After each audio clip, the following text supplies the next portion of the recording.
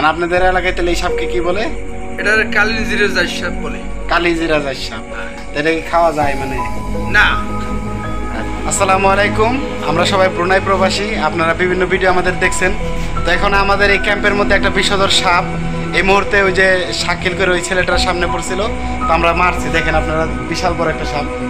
তো এটা যে যে দেখছে কিভাবে মারা হয়েছে আমরা এখন শুনবো। তো তৌহিদ ভাই, আপনি কি দেখছেন নাকি কিভাবে সাপটা মারছে? এটা উন্দুরে আসছিল, উন্দুরের সামনে যে এটা অনেক জোরে জোরে শস্য করতেছে, এইভাবে খাড়াই গেছে। আপনার আমাদের বাইসাপ কই লোক আছে, হে আসি মারছে। আচ্ছা শাকিল, এই দিকে আসো। শাকিল কিভাবে দেখছো তুমি এই সাপটা বলো। আমি কুকারে ভাত বসাবো, ওই সময় দেখি সাপটা বাইর হয়েছে।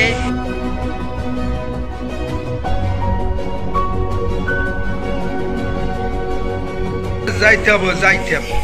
এ জাত সাপে মনে হয়, আমরা এটা যাইতে কুকুরা সাপ সাপ বলতেছি। হবে। হয় এটা কালি ভানুক সাপ বেটা। একটু বলেন, এই ক্যামেরার দিকে তাকিয়ে বলেন। এটা তো খুব বিষাক্ত সাপ। ইঁদুর খেতে পারলো না, তাই এখন আর মারিয়ে ফেলানো হয়েছে। তারে এখন একটা গাড়া খুঁজছে, সে জায়গায় থুই দিয়ে তৈবে। একটু এইদিকে তাকিয়ে বলেন। এখন এটারে যখন মারিয়ে ফেলাইছি, তাই এটার একটা ব্যবস্থা তো করতেই। তা তো করতে হবে। এর আগে কিন্তু অজগর সাপ মারা হয়েছিল এই এটা ক্যাম্পে। হইলে কালিজিরা জাত। এটা আঘাত করলে তো খুব। আপনার দেশের বাড়িটা কোথায় একটু যদি বলতেন? আমার দেশের বাড়ি বরিশাল। বাফল থানা? না, আমার পাতো ওই বরগুনা থানা। মানে আপনাদের এলাকায় তাহলে এই সাপকে কি বলে?